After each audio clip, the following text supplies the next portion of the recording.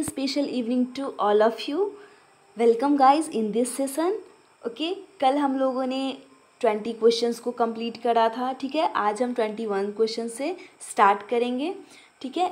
इस सेशन में भी सेम वही फंडा है कि जो क्वेश्चंस पहली बार आएंगे उसे डिस्क्राइब किया जाएगा और जो क्वेश्चन रिपीटेड होंगे उसके आंसर्स आप लोग दोगे, ठीक है। तो इसी के साथ हम आज के सेशन को स्टार्ट करते हैं। आज के सेशन का जो फर्स्ट क्वेश्चन है वो क्या बोल रहा है, देखते हैं। पर्ल ओएस्टर किस वर्ग का जंतु है? पर्ल ओएस्टर किस वर्ग का जंतु है, ठीक है। तो इसी के साथ हम ऑप्शंस की तरफ मूव करते हैं। हमारा फर्स्ट ऑप्शन क्या बोल रहा है? सिफेलोपोडा। सेकंड वन क्या है? पेलेसियोपोडा, ठीक है। थर्ड क्या है? स्कैफोपोडा और फोर्थ क्या है? गैस्ट्रोपोडा, ठीक है। तो पर्ल ओएस्टर जो है वो किस वर्ग का जंतु है? किस वर्ग का जंतु है? तो जल्दी से इस क्वेश्चन का आंसर आप कमेंट बॉक्स में लिख दो, जिनको पता है, ठीक है।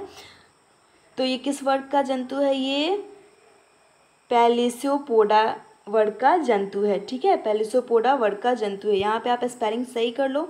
यहाँ पे क्या होगा स्पेलिंग?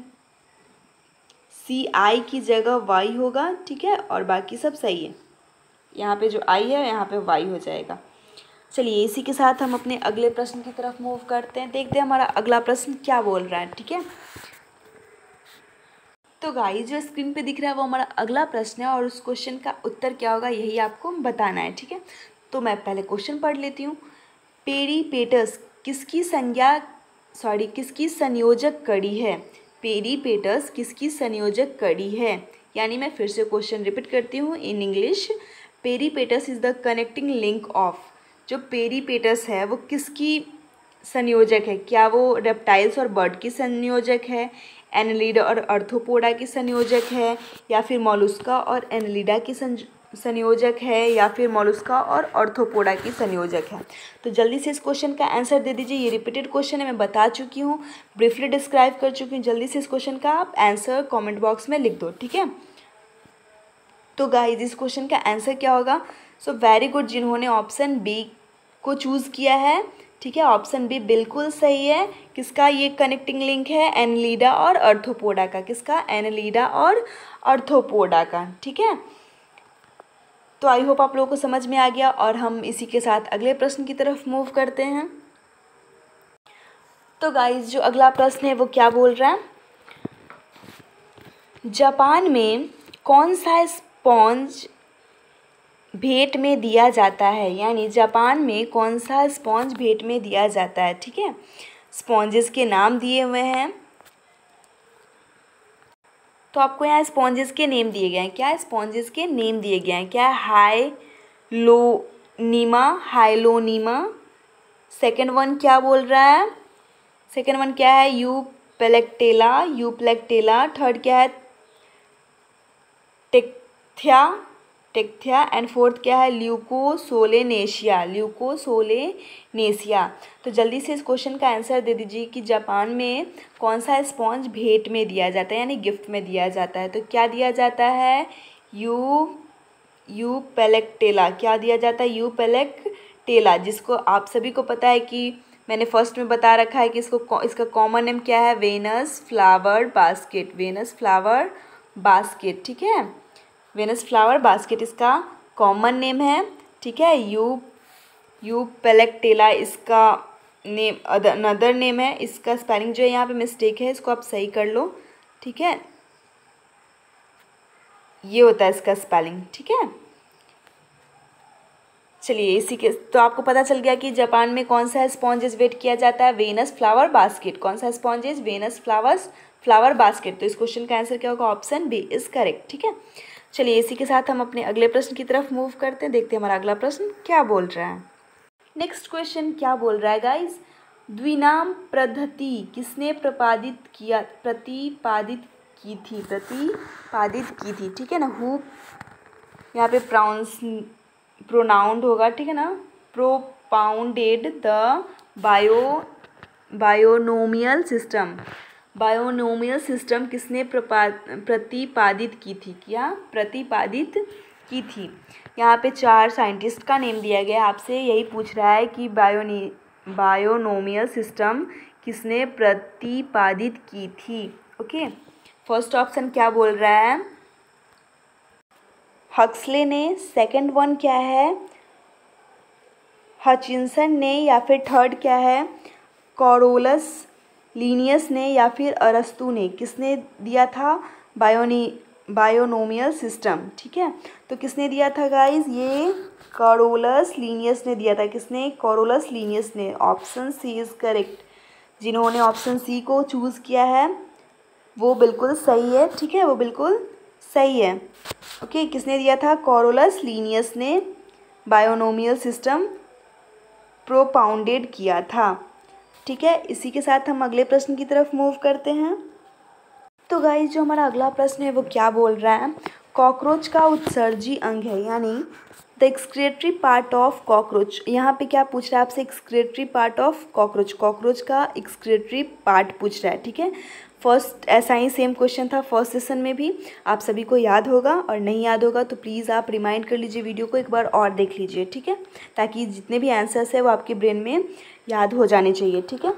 तो यहाँ आपसे क्या पूछ रहा है, वहाँ अर्थवर्म के एक्सक्रीटरी ऑर्गन का नाम पूछ रहा था, यहाँ क्या पूछ रहा है आपसे, कॉकरोच के एक्सक्रीटरी पार्ट का नाम पूछ रहा है, ठीक है। तो फर्स्ट ऑप्शन क्या बोल रहा है, मालपीडियन नलिका, या फिर नेफ्रेडिया, या फिर मालपीडियन कनिका, या फिर ज्वाला कोशिकाएँ यानी फ्लेम सेल्स। तो क्या होता है एक्सक्रीटरी पार्ट, कॉकरोच के एक्सक्रीटरी पार्ट का नाम, तो वो क्या होता है, मालपीडियन नलिका। क्या होता है, मालपीडियन नलिका, यानी option A is correct, option A is correct. Okay, ये याद रख कर लेना कि कॉकरोच के एक्सक्रीटरी पार्ट का या ऑर्गन का नाम क्या है, मालपीडियन ट्यूब, ठीक है। इसी के साथ हम अगले प्रश्न की तरफ मूव करते हैं। नेक्स्ट क्वेश्चन क्या बोल रहा है गाइस, सिस्टेमा नेचुरी नामक पुस्तक के लेखक है, यानी सिस्टेमा नेचुरी पुस्तक के लेखक का नाम पूछ रहा है। क्या लेमार्क है, अरस्तु है, हैकल है, या लीनियस है। कौन है जिन्होंने सिस्टेमा नेचुरी बुक यानी पुस्तक लिखा है, यही आपसे पूछ रहा है। जल्दी से इस क्वेश्चन का आंसर जिनको जिनको पता है वो लिख दो कमेंट में। तो इस बुक को लिखने वाले का नाम है लीनियस। क्या है, लीनैसियस पढ़ लो, या फिर लीनियस, क्या, लीनियस। ओके, क्या नाम है उनका, उस ऑथर का नाम क्या है, लीनियस। ओके, चलो इसी के साथ हम अगले प्रश्न की तरफ मूव करते हैं, देखते हैं अगला प्रश्न क्या बोल रहा है। तो गाइस जो अगला प्रश्न है वो क्या बोल रहा है, 27 नंबर क्वेश्चन क्या बोल रहा है, टीनिया में उत्सर्जन के लिए कौन सी संरचनाएं होती हैं, यानी टीनिया में उत्सर्जी के लिए कौन सी संरचनाएं होती हैं। टीनिया यानी आप क्या समझ रहे हो, टीनिया एक वर्ड है, अगर आप नहीं समझ रहे हो ना तो इसे हम फ्लैटवर्म भी बोलते हैं। क्या, फ्लैटवर्म तो बहुत लोगों ने सुना होगा, ठीक है। अब तो कन्फ्यूज़न दूर हो गया ना कि टीनिया टीनिया क्या बोल रहा है, फ्लैटवर्म की बात कर रहा है इस क्वेश्चन में, ठीक है। फ्लैटवर्म में उत्सर्जन के लिए कौन सी संरचनाएं होती हैं, यानी स्ट्रक्चर होती है। तो ऑप्शन ए क्या है, फ्लेम सेल्स होती हैं, सेकंड क्या है, सिलोम होती है, ठीक है, या फिर कोलम बोलते हैं, इसे क्या बोलते हैं, कोलम भी प्रोनाउंसिएशन करते हैं, या फिर नेफ्रेडिया होती है, या फिर इनमें से कोई नहीं होती है। तो गाइज आप सभी को पता होगा कि टीनिया में यानी फ्लैटवर्म में क्या होती है, स्ट्रक्चर एक्सक्रिएशन के लिए फ्लेम सेल्स होती हैं। क्या होती हैं, फ्लेम सेल्स होती हैं, यानी option A is correct, option A is correct. Okay, थोड़ा सा वहाँ मिसप्रिंट था इसलिए मैंने उसे इरेज करके फ्लेम सेल्स को डाल दिया, ठीक है। जो ऑप्शन था वो रॉन्ग ऑप्शन दिया हुआ था, तो मैं फिफ्थ ऑप्शन मतलब डी के बाद ई ना करके एक ऑप्शन को इरेज करके ऑप्शन डाल दिया। इस क्वेश्चन का तो 100% सही हो गया क्योंकि फ्लेम सेल को सही किया गया, तो यही आंसर होगा, ठीक है। बट चलिए, वेरी गुड, आप लोग बस याद कर लीजिए कि हाँ फ्लेम सेल होता है किसमें, टीनिया में यानी फ्लैटवर्म में। ओके, चलिए इसी के साथ हम अगले प्रश्न की तरफ मूव करते हैं। अगला प्रश्न क्या बोल रहा है गाइस, चीनोपोडियम का तेल का उपयोग किस रोग में करते हैं, यानी चीनोपोडियम ऑयल का उपयोग किस डिजीज़ को ठीक करने में करते हैं। क्या वो एक्राइसिस में करते हैं, क्राइसिस डिजीज़ को ठीक करने में करते हैं, या फिर मलेरिया को, या फिर फाइलेरियोसिस डिजीज़ को, या फिर टाइफाइड को, किसके ट्रीटमेंट के लिए हम चिनोपोडिया तेल का इस्तेमाल करते हैं? तो जल्दी से इस क्वेश्चन का आंसर जिनको जिनको पता है वो कमेंट में लिख दो कि आखिर चिनोपोडिया वॉयल किस रोग को, इसकी वजह से किस रोग का ट्रीटमेंट होता है। तो वेरी गुड जिन्होंने ऑप्शन ए को सेलेक्ट किया है, ठीक है। ये एक्रेसिस डिजीज़ को ठीक करने के लिए इस वॉयल का यूज़ होता है। किसका? एक्रेसिस डिजीज़ को ठीक करने के लिए चिनोपोडियम वॉयल का यूज़ किया जाता है, ठीक है। इसी के साथ हम अगले प्रश्न की तरफ मूव करते हैं, देखते हैं हमारा अगला प्रश्न क्या बोल रहा है। तो गाइस जो अगला प्रश्न है वो क्या बोल रहा है, वर्गीकरण का जनक कौन माना जाता है, यानी who is considered the father of classification. Father of classification किसको बोला गया है? क्या फादर ऑफ क्लासिफिकेशन डार्विन को बोला गया है, या फिर लैमार्क को बोला गया है, या फिर कोरल लीनियस को बोला गया है, कैरोलस लीनियस को बोला गया है, या फिर बेंथम व हुकर को बोला गया है? तो जल्दी से इस क्वेश्चन का आंसर दे दीजिए, ठीक है। ये रिपीटेड क्वेश्चन है कि फादर ऑफ क्लासिफिकेशन किनको बोला गया है, फादर ऑफ क्लासिफिकेशन किनको बोला गया, तो आप सभी को पता है किसको, लीनियस को बोला गया है। किसको? लीनियस को बोला गया है, ठीक है। फादर ऑफ क्लासिफिकेशन किसको बोला गया है? लीनियस को बोला गया है, ठीक है। इसी के साथ हम अगले प्रश्न की तरफ मूव करते हैं, देखते हैं हमारा अगला प्रश्न क्या बोल रहा है। तो गाइस जो अगला प्रश्न है वो क्या बोल रहा है, जंतु जगत तथा प्राणी जगत के बीच की संयोजी कड़ी है, यानी आपसे क्वेश्चन क्या पूछना चाह रहा है कि the connecting link between the animal kingdom and the animal kingdom. अच्छा यहाँ मिसप्रिंट है थोड़ा सा, यहाँ पे प्लांट कर लो, ठीक है ना, यहाँ कर लो प्लांट किंगडम।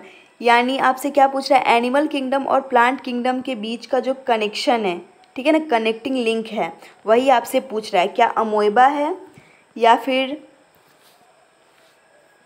ट्राइपेनोसोमा है, या फिर यूग्लिना है, या फिर अमीबा है? तो जल्दी से इस क्वेश्चन का आंसर आप बता दो कि कौन है जो कनेक्टिंग लिंक है, जो कि संयोजी कड़ी है किसके किसके बीच, एनिमल किंगडम और प्लांट किंगडम के बीच, ठीक है। तो वेरी गुड जिन्होंने ऑप्शन सी को सेलेक्ट किया है, ठीक है ना। क्या है? यूग्लिना है। क्या है? यूग्लिना है, जो कि एनिमल किंगडम की तरह भी कैरेक्टर शो करता है और प्लांट किंगडम की तरह भी कैरेक्टर शो करता है। मतलब मेरे कहने का मतलब है कि ये प्लांट की तरह भी कैरेक्टर दिखाता है, लक्षण दिखाता है, गुण दिखाता है, और एनिमल की तरह भी दिखाता है, ठीक है। इसीलिए इसे क्या बोलते हैं हम, संयोजी कड़ी बोलते हैं। किसके किसके बीच का? जंतु जगत और प्राणी जगत के बीच की संयोजी कड़ी किसको बोलते हैं हम? यूग्लिना को बोलते हैं। किसको बोलते हैं हम? यूग्लिना को बोलते हैं, ठीक है। चलो इसी के साथ हम अगले प्रश्न की तरफ मूव करते हैं। अगला प्रश्न क्या बोल रहा है, जंतु विज्ञान के जनक कौन है? जंतु विज्ञान के जनक कौन है, यानी क्या पूछ रहा है, who is the father of geology. Father of geology आपसे पूछ रहा है कि कौन है, ठीक है। ये बहुत सिंपल क्वेश्चन है, ये 100% बच्चों का आंसर सही ही होना चाहिए, ठीक है। ऑप्शन ए क्या बोल रहा है, लीनियस है, अरिस्टोटल है, या फिर थ्यूरोफ्रेस्टस, या फिर लजारो स्प्लैंजानी, ठीक है। तो फादर ऑफ जियोलॉजी आप सभी को पता होगा, बहुत पहले से पढ़ते आए हो, कौन है? अरिस्टोटल है। कौन है? अरिस्टोटल है, ठीक है। तो ऑप्शन बी इज़ करेक्ट, यानी अरिस्टोटल बोलो या अरस्तु बोलो, ठीक है। चलो इसी के साथ हम अगले प्रश्न की तरफ मूव करते हैं, देखते हैं हमारा अगला प्रश्न क्या बोल रहा है। तो गाइस जो स्क्रीन पे दिख रहा है वो हमारा नेक्स्ट क्वेश्चन है। 32 नंबर क्वेश्चन क्या बोल रहा है, पंच जगत वर्गीकरण किसने प्रतिपादित किया था, यानी who propounded the 5 kingdom classification. 5 kingdom classification जो है वो किसने दिया था, ठीक है ना, कि किसने प्रतिपादित किया था? क्या अरस्तु ने किया था, या फिर लीनियस ने किया था, या फिर विटेकर ने किया था, या फिर क्यूवियर ने किया था? तो जल्दी से इस क्वेश्चन का आंसर दे दो कि किसने 5 किंगडम क्लासिफिकेशन को प्रोपाउंड किया था, ठीक है ना, किसने प्रतिपादित किया था किसको? 5 किंगडम क्लासिफिकेशन को। तो गाइस जल्दी से इस क्वेश्चन का आंसर लिख दो कि किसने किया था। तो वेरी गुड जिन्होंने ऑप्शन सी को सेलेक्ट किया है, विटेकर ने प्रोपाउंड किया था 5 किंगडम क्लासिफिकेशन को। इनका नाम क्या था? Robert Whittaker. क्या था? रॉबर्ट विटेकर, ठीक है, विटेकर्स, ओके। इन्होंने क्या किया था? 5 किंगडम क्लासिफिकेशन को प्रोपाउंड किया था, यानी प्रतिपादित किया था। चलिए इसी के साथ हम अगले प्रश्न की तरफ मूव करते हैं, देखते हैं हमारा अगला प्रश्न क्या बोल रहा है। तो गाइस जो अगला प्रश्न है वो क्या बोल रहा है? जातियों की संख्या के आधार पर सबसे बड़ा संघ है, यानी जातियों के संख्या के आधार पर सबसे बड़ा संघ का नाम पूछ रहा है आपसे, ठीक है। फिर से क्वेश्चन को मैं रिपीट करती हूँ। द लार्जेस्ट यूनियन, नहीं यहाँ फाइलम होगा, क्या होगा? Phylum. The largest phylum on the basis of number of caste, नहीं स्पीसीज, ठीक है, स्पीसीज, ओके। तो जहाँ हम बात करते हैं लार्जेस्ट फाइलम की, तो हमारे दिमाग में एक ही बात चलता है, वो क्या चलता है? आर्थ्रोपोडा, ठीक है। तो चलो ऑप्शंस की तरफ मूव करते हैं। तो फर्स्ट ऑप्शन क्या बोल रहा है? प्रोटोजोआ, तो बिल्कुल नहीं। आर्थ्रोपोडा, बिल्कुल हाँ, ठीक है। लार्जेस्ट फाइलम तो वही है ना, तो लार्जेस्ट फाइलम क्या है? आर्थ्रोपोडा है। तो ऑप्शन, इस क्वेश्चन का आंसर क्या होगा? Option B is correct, option B is correct, okay. Arthropoda जो है वो लार्जेस्ट फाइलम है on the basis of number of species, ठीक है। जातियों की संख्या के आधार पर सबसे बड़ा संघ कौन सा है? आर्थ्रोपोडा है, ठीक है। चलो इसी के साथ हम अगले प्रश्न की तरफ मूव करते हैं। तो गाइस जो अगला प्रश्न है वो क्या बोल रहा है? प्रोटोजोआ का कौन सा वर्ग केवल परजीवीय का है, यानी आपसे क्वेश्चन में क्या पूछ रहा है कि प्रोटोजोआ का कौन सा वर्ग, प्रोटोजोआ का कौन सा वर्ग केवल परजीवीय का है, यानी पैरासाइटिक एनिमल्स का है, ठीक है। क्या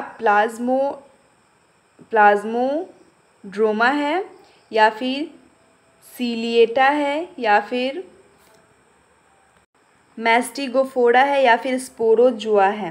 तो जल्दी से इस क्वेश्चन का आंसर बता दीजिए कि प्रोटोजोआ का कौन सा वर्ग केवल परजीवीय है, ठीक है। प्रोटोजोआ से कौन सा क्लास बिलोंग करता है जो क्या करता है? सिर्फ पैरासाइटिक एनिमल्स होता है, ठीक है, जिनके अंदर क्या होता है? सिर्फ पैरासाइटिक एनिमल्स होते हैं। तो कौन सा होता है गाइस? स्पोरोजोआंस होते हैं। क्या होते हैं? स्पोरोजोआ होते हैं। स्पेलिंग यहाँ पे एन लगा लेना, ठीक है। क्या होते हैं? स्पोरोजोआ होते हैं। नेक्स्ट क्वेश्चन क्या बोल रहा है? मलेरिया परजीवी के जीवन चक्र में साइजॉन्ट कहाँ बनता है, यानी मलेरिया परजीवी जो है उसका जीवन यानी लाइफ साइकिल की बात कर रहा है। लाइफ साइकिल में साइजॉन्ट कहाँ पे बनता है? क्या वो आरबीसी में बनता है, यकृत में बनता है यानी लीवर में बनता है, या फिर आरबीसी और लीवर दोनों में बनता है, या फिर एनोफिल्स के पेट में बनता है, या फिर एनोफिल्स के पेट में बनता है, या फिर अमाशय बोलो, ठीक है ना, अमाशय में बनता है। तो गाइस जो साइजॉन्ट होता है वो बनता कहाँ है? वो लीवर में बनता है। कहाँ बनता है? वो लीवर में बनता है, ठीक है, यानी यकृत में बनता है, ठीक है। किसमें बनता है? यकृत में बनता है। तो option B is correct, option B is correct, ठीक है। अब आपको पता चल गया कि मलेरिया परजीवी के लाइफ साइकिल में साइजॉन्ट कहाँ बनता है, साइजॉन्ट कहाँ बनता है? तो वो कहाँ बनता है? यकृत में यानी लीवर में बनता है। चलिए इसी के साथ हम अगले प्रश्न की तरफ मूव करते हैं। अगला प्रश्न क्या है? वो भी एक डिस्कवरी से क्वेश्चन पूछा गया है। मनुष्य में मलेरिया परजीवी की खोज करने वाले वैज्ञानिक थे, यानी the scientist who discovered malaria parasite in man was. उस साइंटिस्ट का नाम पूछ रहा है जिन्होंने मलेरिया पैरासाइट का नाम का खोज किया था, ठीक है, का खोज किया था। क्या वो रोनाल्ड रॉस थे, या फिर चार्ल्स लॉवडन थे, या फिर लुइस पास्चर थे, या फिर ग्रासी थे, ठीक है। तो ये आप सभी को पता होगा कि मलेरिया पैरासाइट का डिस्कवर किस साइंटिस्ट ने किया था? चार्ल्स लॉरेंस ने, ठीक है, चार्ल्स लॉरेंस ने, ओके, चार्ल्स लॉरेंस ने, ठीक है। तो option B is correct, option B is correct. तो गाइस नेक्स्ट क्वेश्चन क्या बोल रहा है? रेडियोधर्मिता की खोज किसने की थी, यानी रेडियो एक्टिविटी की खोज किसने की थी, ठीक है। तो ये रिपीटेड क्वेश्चन है, जल्दी से इस क्वेश्चन का आंसर आप कमेंट बॉक्स में लिख दो, ठीक है। किसने की थी? क्या हेनरी बिक्वेरल ने की थी, या फिर सत्येंद्र नाथ बोस ने की थी, या फिर जेम्स जोकैब बर्जोलिस ने की थी या फिर एल्बर्ट आइंस्टीन ने की थी? तो आप सभी को पता होगा कि रेडियो एक्टिव की खोज किसने की थी? हेनरी बिक्वेरल ने की थी। किसने? हेनरी बिक्वेरल ने की थी। ओके, तो option A is correct, option A is correct. ठीक है, इस प्रश्न का उत्तर क्या होगा? ऑप्शन ए होगा। ठीक है, चलो इसी के साथ हम अपने अगले प्रश्न की तरफ मूव करते हैं। अगला प्रश्न क्या बोल रहा है? एंटीबॉडीज़ का निर्माण होता है। एंटीबॉडीज़ का निर्माण कहाँ होता है? ठीक है, antibodies are produced by. Antibodies कहाँ से प्रोड्यूस होता है, यानी कहाँ निर्माण होता है? क्या लिम्फोसाइट्स में होता है, या फिर बोन मैरो में होता है, या फिर प्लेटलेट्स में होता है, या फिर WBC में होता है? तो जल्दी से इस क्वेश्चन का आंसर बता दो। ये भी एक रिपीटेड क्वेश्चन है। ठीक है, ये भी क्या है? एक रिपीटेड क्वेश्चन है। तो ये किस में होता है? तो जिन्होंने ऑप्शन ए चूज़ किया है 100% करेक्ट है। किस में होता है? लिम्फोसाइट्स में होता है, यानी इसे हम ये बी लिम्फोसाइट्स बोलते हैं। क्या बोलते हैं? बीटा सेल्स बोलते हैं, या फिर बी लिम्फोसाइट बोलते हैं। ठीक है, इसी में क्या होता है? एंटीबॉडीज़ का निर्माण होता है। एंटीबॉडीज़ का निर्माण होता है। ठीक है, चलिए इसी के साथ हम अगले प्रश्न की तरफ मूव करते हैं। इसका जो ये 38 नंबर क्वेश्चन था आपका। ठीक है, 38 नंबर क्वेश्चन था। चलिए इसी के साथ हम नेक्स्ट क्वेश्चन की तरफ मूव करते हैं।